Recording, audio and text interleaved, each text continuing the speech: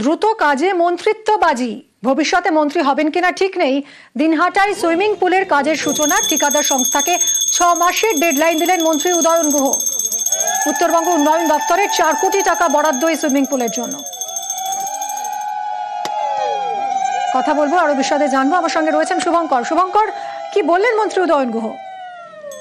দেখো, তোমাকে জানিয়ে রাখি যে উত্তরবঙ্গ উন্নয়ন মন্ত্রী উদয়ন গুহ তিনি দিনহাটা বিধানসভা কেন্দ্র থেকে নির্বাচিত হন এবং বিধায়ক হয়েছেন এবং পরবর্তীতে মন্ত্রী হন।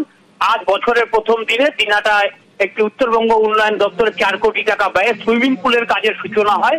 সেই সূচনা অনুষ্ঠানে বক্তব্য রাখতে গিয়ে তিনি বলেন যে ঠিকাদারি সংস্থাকে বলবো যে আগামী 6 মাসের মধ্যে এই কাজ শেষ করতে যাতে আমি উদ্বোধন করে যেতে পারি, কারণ দিনহাটার মানুষের যা মনোভাব বোঝা যাচ্ছে তাতে হয়তো আগামীতে আমি মন্ত্রিত্ব নাও থাকতে পারি, পরে দেখা যাবে যে আমার বুকের উপর দিয়ে এসে অন্যকে উদ্বোধন করে যাচ্ছে। অর্থাৎ তিনি নিজেও একটু কনফিউজ আছেন, কিংকর্তব্য বিমূঢ় আছেন যে আগামী যে বিধানসভা নির্বাচন, সেই বিধানসভা নির্বাচনে দিনহাটার মানুষ তাকে সমর্থন করবেন কিনা। উদয়নের এই মন্তব্য ঘিরে কিন্তু ইতিমধ্যেই শোরগোল পড়ে গিয়েছে রাজনৈতিক মহলে, যদিও পরবর্তীতে বিষয়টি নিয়ে উদয়ন কিছু সংবাদ মাধ্যমের সামনে কিছু বলতে চাননি।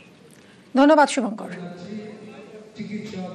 যারা এজেন্সি আছে তাদের বলেছি যে 6 মাসের মধ্যে এই কাজটা শেষ করতে হবে, যাতে আমি মন্ত্রী থাকতে থাকতে উদ্বোধনটা করে যেতে পারি। কারণ দিনহাটার মানুষের উপর আমার ভরসা নেই। দিনহাটার মানুষ যে আমাকে দ্বিতীয়বার মন্ত্রী হওয়ার সুযোগ করে দেবে সে ভরসা আমি দিনহাটার মানুষের উপর রাখি না বলেই আমি ঠিক করেছি যে 6 মাসের মধ্যে পুলটাকে শেষ করে তার উদ্বোধনের কাজটা করে যাবো। বাবা, ওটা রাখা যাবে। পরে দেখলাম যে আমার বুকের উপর দিয়ে কেউ এসে পুল উদ্বোধন করে দিয়ে চলে গেল। এটা একটু যন্ত্রণাদায়কই হবে। নিউ দীঘায় নার্সিংহোমে উত্তেজনা, চিকিৎসায় গাফিলতিতে প্রসূতির মৃত্যুর অভিযোগ। পরিবারকে না জানিয়েই কাঁথির নার্সিংহোমে স্থানান্তর। গতকাল রাতে কাঁথির নার্সিংহোমে মৃত্যু হয় মহিলার। আজ নিউ দীঘার নার্সিংহোম ঘেরাও করে বিক্ষোভ।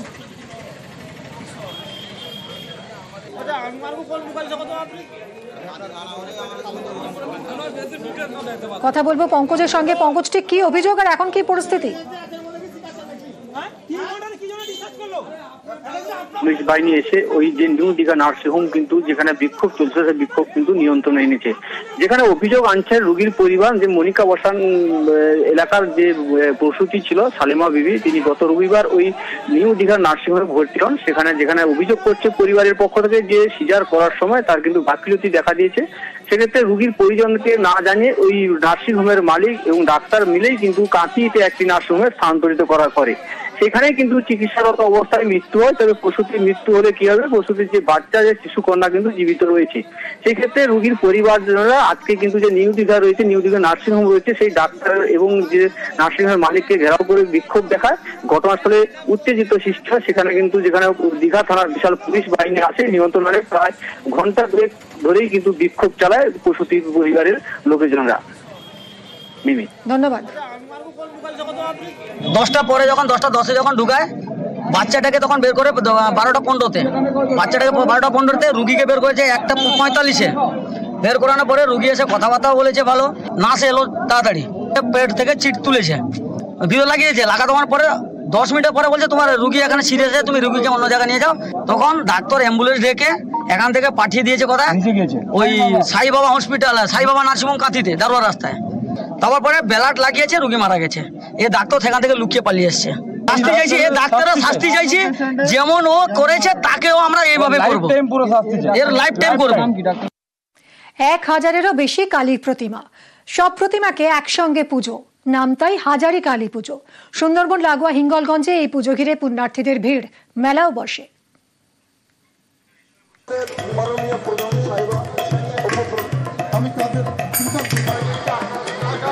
একটা বা দুটো নয়, একসঙ্গে 1000-এর বেশি কালী প্রতিমা।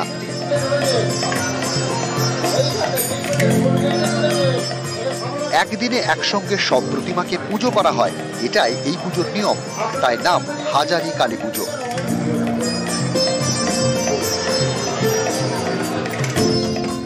উত্তর 24 পরগনার হিঙ্গলগঞ্জ, এখানকার প্রত্যন্ত গ্রাম খেজুরবেড়িয়া। প্রতি বছর নীল পুজোর রাতে হাজারি কালী পুজো হয়। 7 দিন ধরে চলে মেলা। বিভিন্ন জেলা থেকে পুণ্যার্থীরা খেজুর বেড়িয়ায় আসেন, পুজো দেন, কেউ আবার সঙ্গে করে কালী প্রতিমাও আনেন। এভাবেই হাজারের বেশি কালী প্রতিমা রাখা হয় মন্দিরের পাশে, পুজো হয়। আমি দক্ষিণ 24 পরগনা সোনারপুর থেকে এসেছি। এখানে মায়ের মানত করলে মনস্কামনা পূর্ণ হয়, সেই জন্য আমি এসেছি আমার মেয়ের মানত দিতে। হ্যাঁ, আমার মেয়ের মানসিক পূজা ছিল, জোড়া কালী, জোড়া মানসিক। 200 বছরের বেশি পুরনো এই কালী পুজো।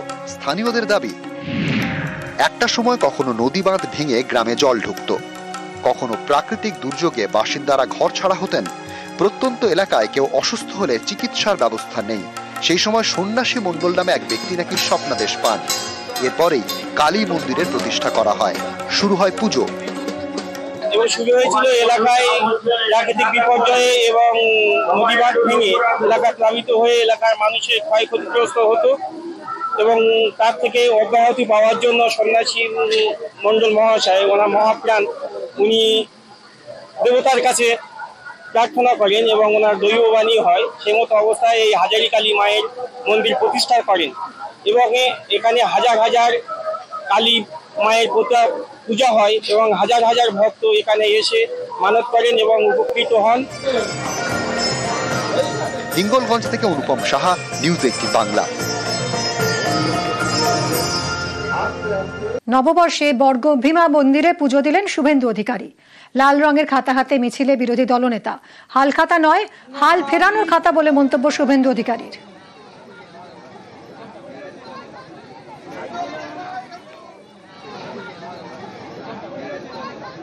নিজের হাল ফেরানোর কথা বলবো, শুধু তাই নয়, বিহার রাজ্যের হাল ফেরানোর কথা বলবো।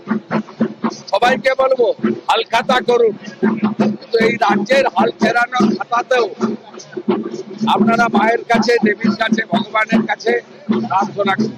সবাই হাল খাতা নিয়ে যাচ্ছেন, আমি হাল ফেরানোর খাতাতে সিঁদুর লাগিয়ে নিয়ে এলাম। বাংলাকে অশান্ত করার ষড়যন্ত্র করেছে বিজেপি। বিরোধী দলনেতার বক্তব্যের পাল্টা তোপ তৃণমূল নেতা জয়প্রকাশ মজুমদারের।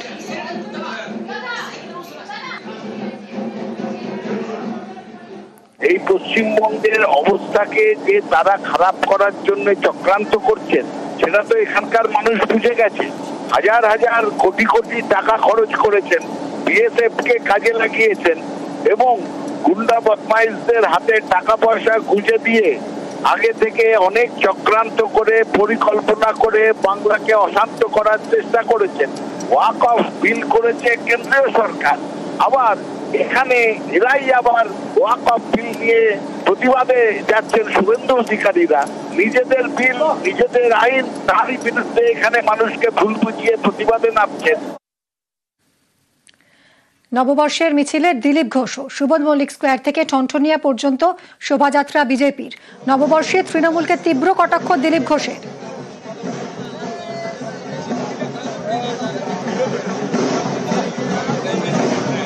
যে পরিস্থিতির মধ্যে আজকে নববর্ষ পালন করতে হচ্ছে, খুবই দুর্ভাগ্যজনক। এই ধরনের পরিস্থিতির মধ্যে নতুন বছর শুরু হবে, বাঙালি বাড়ি ছাড়া হবে নববর্ষে, এটা আমরা কোনোদিন ভাবিনি। যারা বাঙালি বাঙালি বলে বাঙালিকে তোল্লাই দেওয়ার ঠেকা নিয়েছেন, তারা গুজরাট থেকে ইউসুফ পাঠানকে নিয়ে আসছেন, বিহার থেকে বিহারী বাবুকে নিয়ে আসছেন, শত্রুঘ্ন সিনহাকে। এরা হচ্ছেন পশ্চিমবাংলার প্রতিনিধি, বাঙালির প্রতিনিধি, লোকসভায় প্রতিনিধিত্ব করছেন। আর যে বাঙালি, তারা বাংলা ছেড়ে অন্য রাজ্যে বা অন্য জেলায় চলে যাচ্ছে। কোথায় রবীন্দ্রসঙ্গীত শুনবো, কোথায় নজরুল গীতি শুনবো, চারদিকে বোম বন্দুকের আওয়াজ শুনতে হচ্ছে, ঘর ছাড়াদের হাহাকার শুনতে হচ্ছে। এর চেয়ে দুর্ভাগ্যের, দুঃখের দিন পশ্চিমবাংলার আর কি হতে পারে? বিজেপির চক্রান্তে ঘর ছাড়া হয়েছে বলে অভিযোগ। দিলীপ ঘোষকে জবাব জয়প্রকাশ মজুমদারের। বাংলাকে অশান্ত করার অভিযোগ বিজেপির বিরুদ্ধে। ঘরছাড়া হয়ে থাকতে হচ্ছে কেন? দিলীপ ঘোষরা চক্রান্ত না করলে তো থাকতে হতো না। তারা বাংলার বিরুদ্ধে চক্রান্ত করছেন, বাংলার লোকে তাদের ভোট দেয়নি, সেটা মেনে নিতে অসুবিধা কি? এই হতাশার রাজনীতি থেকে তারা ষড়যন্ত্র করলেন। দিলীপ ঘোষ, শুভেন্দু অধিকারী, সুকান্ত মজুমদাররা হাজার কোটি টাকা খরচ করে তারা বাংলাকে অশান্ত করবেন, আর সেই অশান্তির খোলা জলে মাছ ধরবেন। এটা তো হতে পারে না। বাংলার মানুষ শান্তিতে থাকতে চায়, শান্তিতে আছে, এবং ভবিষ্যতেও শান্তিতেই থাকবে। আর চেষ্টা করবেন না বাংলাকে অশান্ত করার, তাহলে কিন্তু রাস্তায় আপনাদের মানুষ যদি দেখতে পায় তার ফল ভালো হবে না।